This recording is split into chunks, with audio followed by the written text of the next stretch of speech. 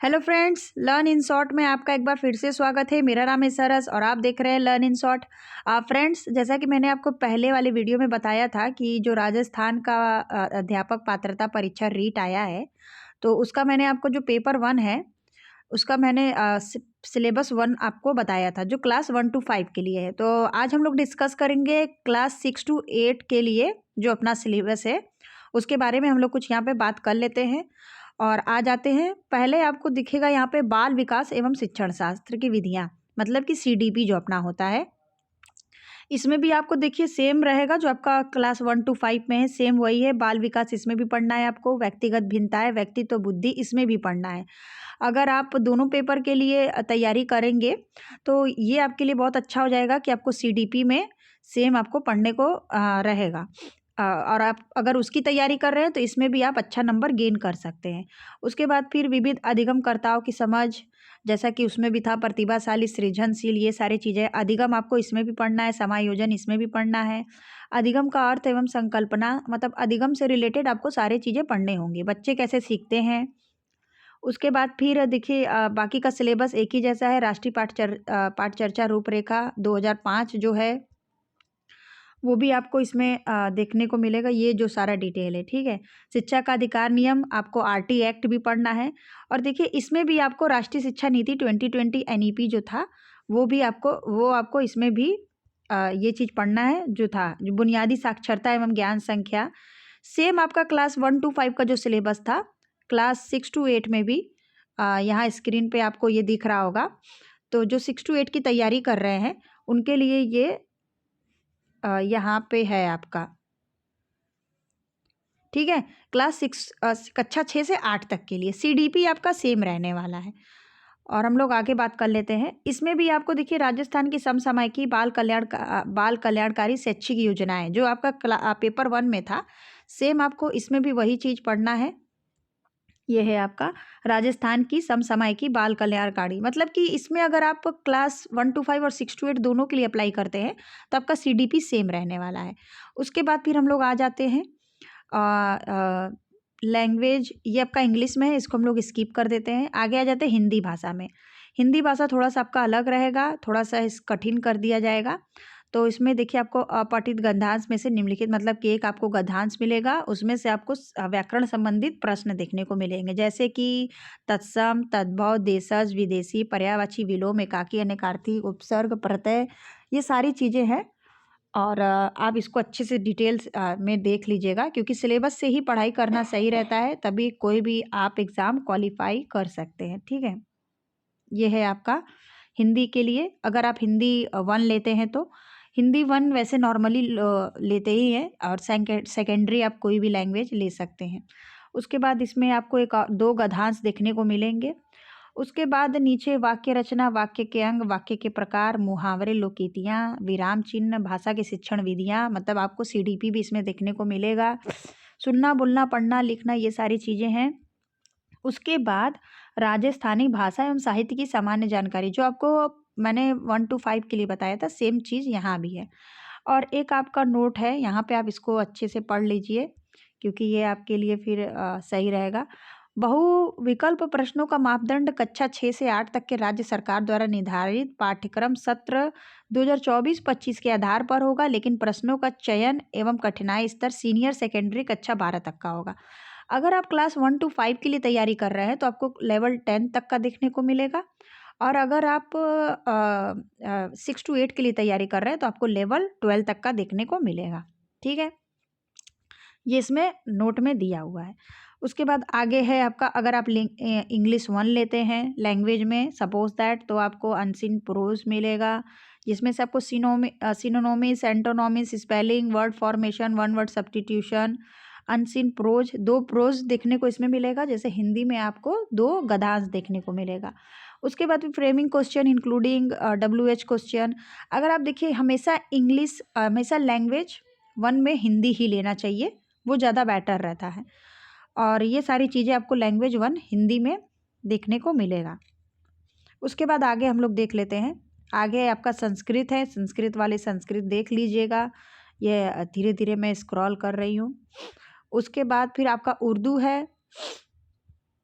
अगर आपको सिलेबस चाहिए होगा तो मुझे कमेंट में बता दीजिएगा, और मैं टेलीग्राम में मैं आपको ये अपना सिलेबस प्रोवाइड करवा दूँगी, जिनको अगर ज़रूरत होगा तो। उसके बाद फिर आ जाता है अपना सिंधी भाषा, जिनको सिंधी लेना होगा। राजस्थान रीट में बहुत सारे लैंग्वेज देखने को मिलते हैं। ये है आपका पंजाबी, ये है आपका गुजराती। जो भी लैंग्वेज आपको लेना हो वो आप ले लीजिएगा। ये है अगर आप सेकंड, हाँ, उसके बाद है ये हिंदी।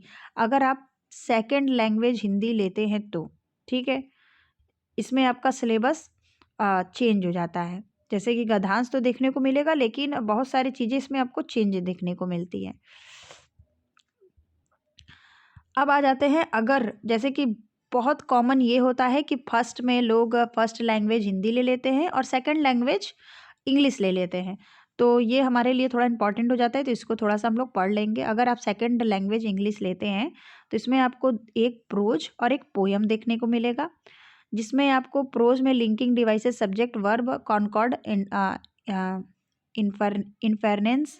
उसके बाद पोयम में आपको आएगा identification of alliteration, simile, metaphor, personification. ये सारी चीज़ें आपको लैंग्वेज सेकंड में देखने को मिलेगा। लैंग्वेज सेकंड आपका थोड़ा सा टफ आएगा। जैसे अगर आप हिंदी इंग्लिश 1 लेते हैं तो देख रहे थे वहाँ थोड़ा सा ईजी था, लेकिन ज़्यादातर लोग लैंग्वेज फर्स्ट में हिंदी ले लेते हैं। उसके बाद basic knowledge of English sound and their phonetic symbols, principle of teaching, कुछ आपको इंग्लिश के पेडागॉजिकल टाइप के क्वेश्चन वो देखने को मिलेंगे question. Method of evolution, remedial teaching, ये भी आपका लगभग जो आपका प्राइमरी का सिलेबस था उसके तरह ही कुछ आपको देखने को मिलेगा। ठीक है, देख लीजिएगा आप इसको अच्छे से। उसके बाद फिर हम लोग और इसको स्किप करते हुए चीज़ें आ जाते हैं गणित और विज्ञान में। अगर आप गणित और विज्ञान लेते हैं कक्षा 6 से 8 के लिए, तो ये आपका स्क्रीन पे है, गणित विज्ञान वाले देख लीजिए कि आपको गणित में क्या क्या लेना है, गणित में क्या क्या पूछा जाएगा। 30 नंबर का गणित आता है, 30 नंबर का विज्ञान आता है। ठीक है, ये आपके सारे गणित के हैं सिलेबस का टॉपिक। इसमें भी आपका स्तर 12 तक का पूछा जाएगा। विज्ञान में सजीव, निर्जीव, सूक्ष्म, मानव शरीर एवं स्वास्थ्य, जंतु प्रजनन, किशोरावस्था, यांत्रिकी, ऊर्जा, ताप एवं ऊर्जा, प्रकाश एवं ध्वनि, विद्युत चुंबकत्व, प्राकृतिक परिघटनाएं, पदार्थ की संरचना, रासायनिक पदार्थ। मतलब कि विज्ञान में आपको पूरा चीज़ मिक्स मिलेगा। बायो, फिजिक्स और केमिस्ट्री तीनों मिक्स मिलेगा आपको। उसके बाद मेन आ जाते हैं, ये है हमारा इंग्लिश में। इंग्लिश को स्किप करते हुए हम लोग आगे बढ़ जाते हैं, आ जाते हैं मेन पे, क्योंकि ज़्यादातर लोग सामाजिक अध्ययन लेंगे। ज़्यादा कैंडिडेट सामाजिक सोशल साइंस वाले होते हैं। आपको साइंस और मैथ वाले कम ही देखने को मिलते हैं, होते हैं लेकिन सामाजिक विज्ञान वाले ज़्यादा होते हैं। ठीक है, ये अपना मेन टॉपिक है क्लास 6 to 8 के लिए, क्योंकि आपको 60 में से यही नंबर गेन करना है। उक्त व्यक्ति के लिए जो कक्षा 6 से 8 तक सामाजिक अध्ययन का शिक्षक बनना चाहता है। ठीक है, तो अगर आपने बीएड और बीटीसी दोनों किया हुआ है, और राजस्थान में भी डीएड बोलते हैं, डीएलएड बोलते हैं, बहुत सारी जगह पे अलग अलग, हर राज्य में अलग अलग बोलते हैं बीटीसी को, तो आप पेपर 1 और पेपर 2 दोनों के लिए फॉर्म यहाँ पे भर सकते हैं। बीएड वाले 6 to 8 के लिए भरेंगे। उसके बाद क्या है, देखिए आपको यहाँ पे पढ़ना है भारतीय सभ्यता, संस्कृति एवं समाज, मौर्य तथा गुप्त साम्राज्य एवं गुप्तोत्तर काल, मध्यकाल एवं आधुनिक काल, भारतीय संविधान एवं लोकतंत्र। इसमें आपको देखिए कैसे टाइप के क्वेश्चन मिलते हैं ना, ज़्यादातर तर्क वाले क्वेश्चन ज़्यादा देखने को मिलते हैं 60 नंबर में। सरकार, गठन एवं कार्य, पृथ्वी एवं हमारा पर्यावरण, भारत का भूगोल एवं संसाधन, राजस्थान का भूगोल एवं संसाधन। देखिए राजस्थान के बारे में आप लोग को पढ़ना है, अच्छे से पढ़ लीजिएगा। राजस्थान स्पेशल एक बुक ले लीजिए। राजस्थान का इतिहास, राजस्थान की कला व संस्कृति, शिक्षा शास्त्रीय मुद्दे और शिक्षा शास्त्रीय मुद्दे सेकंड, 2 चीज़ इसमें आपको देखने को मिलेगा। इसके अंदर भी ढेर सारे टॉपिक्स हैं, तो इसमें भी आपको आप एनसीईआरटी पढ़िएगा क्लास 12th लेवल तक का, क्लास 6 to 12 तक का आप लोग को एनसीईआरटी पढ़ लेना है। यही चीज़ आपका इंग्लिश में है। सो फ्रेंड्स, ये था हमारा क्लास 6 to 8 का इम्पॉर्टेंट सिलेबस। जो अगर पेपर 2 की तैयारी कर रहे हैं और फॉर्म भर रहे हैं तो वो अच्छे से इसको सिलेबस को देख ले, 60 में से अगर आप अच्छा नंबर इसी में गेन कर लेते हो तो आप आराम से 90 नंबर ले आएंगे, ठीक है, क्योंकि आपका CDP हिंदी इंग्लिश तो लगभग सेम ही है PRT जैसा। ओके फ्रेंड्स, तो इस वीडियो में मुझे ये आपको बताना था, और अगर आपको और भी कोई क्वेश्चन हो तो कमेंट के माध्यम से आप पूछ सकते हैं। और बाकी अगर वीडियो पसंद आता है फ्रेंड्स तो वीडियो को लाइक कर दीजिए, चैनल को सब्सक्राइब कर दीजिए, दोस्तों के साथ शेयर करिए, और भी आपको ऐसे इन्फॉर्मेशन छोटी छोटी मिलते रहेंगी। मिलते हैं फ्रेंड्स नेक्स्ट वीडियो में, तब तक के लिए बाय बाय।